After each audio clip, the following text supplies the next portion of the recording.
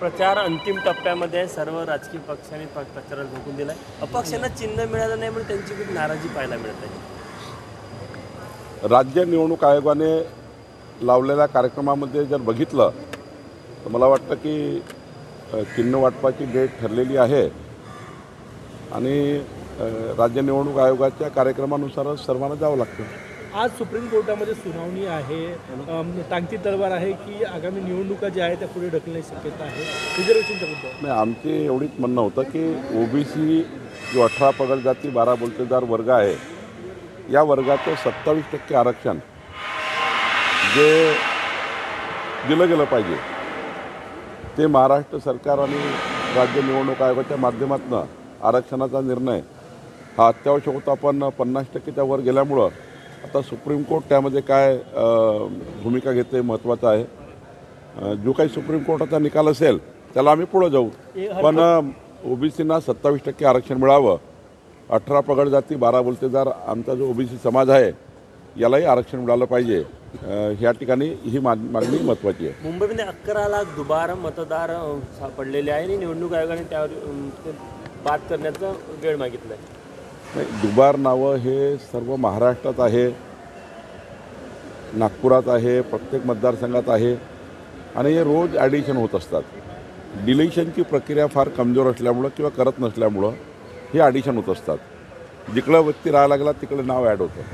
त्यामुळं एकदा जोपर्यंत SIR होत नाही तोपर्यंत हे मला वाटतं की हे दुबार नावं राहतीलच. पण राज्य निवडणूक आयोगाला आमची विनंती आहे, दुबार नाव जरी असले तरी त्यांचं एकच मतदान होऊ शकतं. कारण जेव्हा मतदानाला आपण जातो तेव्हा आपल्याला त्या ठिकाणी निवडणूक आयोग आपल्या बोटावर चिन्ह मारतं आणि त्यामुळं मला असं वाटतं की डबल मतदान होऊ नये, एकच मतदान व्हावं. संभाजीनगर पुणे जमीन घोटाळा प्रकरणी जी अमेडिया कंपनी होती तिला दुसरा नोटीस करता त्यांनी अजून परत मुदतवाढ मागितलेली 42 कोटी मुद्रांक सुद्धा थोडे त्यांनी मुदतवाढ मागितली आणि आम्ही जर मुदतवाढ दिली नाही तर त्यांना अजून लिगल पॉईंट मिळतात. एक वेळा आम्ही मुदतवाढ दिली आहे, पुन्हा काही मुदतवाढ देणे काही योग्य होणार नाही. त्यांना नियमाप्रमाणे जावं लागेल. संभाजीनगर फुलंब्रीमध्ये नगराध्यक्षपदाचा जो उमेदवार होता शिंदे सेनेचा त्यांनी भाजपमध्ये प्रवेश केला. आता काही ठिकाणी सुरू आहे, अनेक ठिकाणी सुरू आहे. म्हणजे भाजपाचा एखादा कार्यकर्ता शिवसेनेत जातो आहे, शिवसेनेचा कार्यकर्ता भाजपमध्ये येतो आहे. असे 20-25 उदाहरणं आहे आमच्या विदर्भातही की आमचेही कार्यकर्ते काही शिवसेनेवर गेले आहेत, शिवसेनेचे भाजपवर आले. त्यामुळं जेव्हा तिकीट मिळत नाही किंवा तिथे ऑप्शन नसतं तर ऑप्शन लोक शोधत असतात. पण ठीक आहे, भाजप सेना युती आमची मजबूत आहे. निवडणुकीनंतर एकदा आम्ही सर्वांशी चर्चा करू आणि योग्य निर्णय करू. कमळाच्या मागे विकास, काँग्रेसच्या मागे भकास, तुमचं कालचं त्याचा काय अर्थ काढायचा नाही. आता विकसित भारताचा संकल्प मोदीजींनी केला. 2029चा विकसित महाराष्ट्र, 2035चा विकसित महाराष्ट्र, 2047चा विकसित महाराष्ट्राचं व्हिजन माननीय मुख्यमंत्री देवेंद्र फडणवीसजींनी केलं.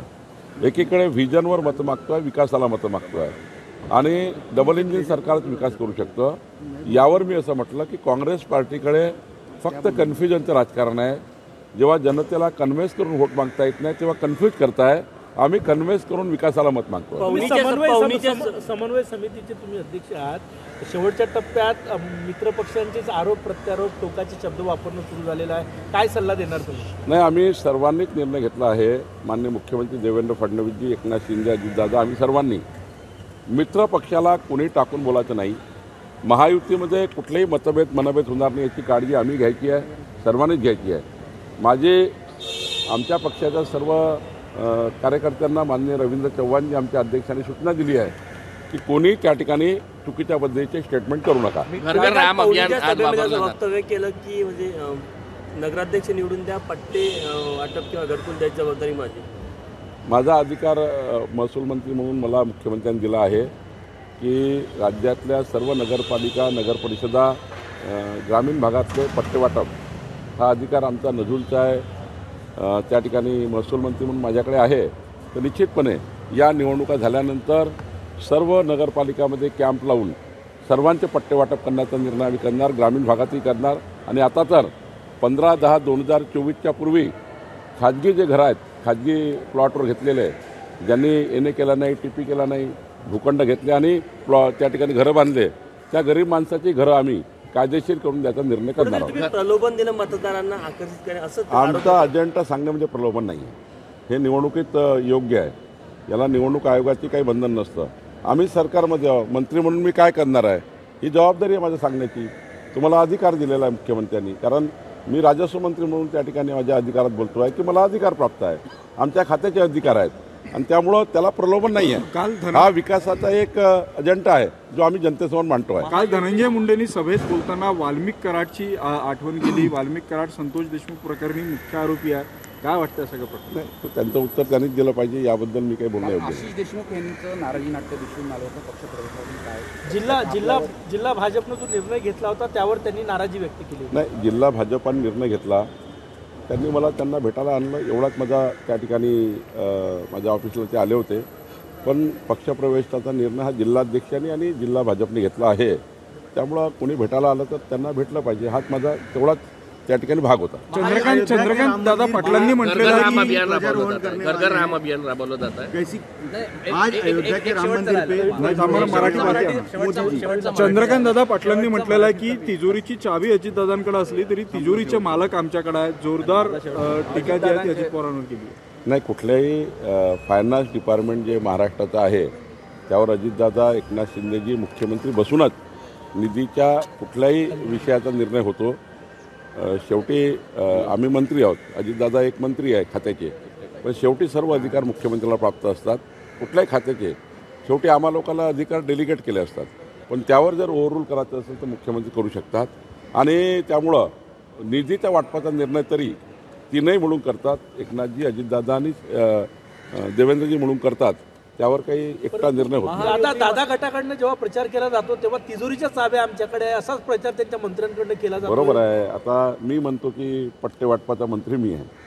आता अजितदादा सांगतात ते बरोबर फायनान्स मिनिस्टर म्हणून सांगितलं असेल, पण ही मात्र गोष्ट खरी आहे की निधीबद्दलचा कुठलाही निर्णय देवेंद्रजी, एकनाथजी, अजितदादा म्हणून करतात. कुणाल कामरानी एक फोटो पोस्ट आहे. केलेला आहे. अजित पवार असं म्हणाले की मी माझ्या क्षेत्रामध्ये विकास केला आहे, बाकीच्या ठिकाणी काही विकास झाला नाही आणि त्या ठिकाणी वादग्रस्त वक्तव्य त्यांनी वापरलेलं आहे. त्यामुळे अजित त्या भागामध्ये प्रचार करताना काही वक्तव्य अजितदादाने केले असतील तर त्या भागापुरते असतात, ते इतर भागाला लागू होत नाही. कुणाल कामरा यांनी एक फोटो पोस्ट केलेला आहे, ट्विट केलेला आहे. त्यावर RSS लिहिला आहे, पुत्रा अजून अशा पद्धतीचे पोस्ट केले, आक्षेपाने पोस्ट. पंतप्रधान नरेंद्र मोदी असे जर आक्षेपार्ह पोस्ट टाकले असतील तर पोलीस कारवाई करतील. आम्ही त्यांना पोलिसांना देऊ. राम मंदिर के ऊपर आज मोदी जी ध्वजारोहण करने वाले हैं, कैसे देखते हैं? पूरा काम पूरा हो गया. 140 करोड़ भारतीय का अयोध्या का राम मंदिर, ये हमारे सबकी हृदय की आस्था की भावना है. माननीय मोदी जी ने देव देश धर्म के लिए जो कार्य अयोध्या में खड़ा किया है, हमारे मैनिफेस्टो था, संकल्प था कि जब भी हमारी सरकार देश में बनेगी तब अयोध्या का राम मंदिर बनेगा.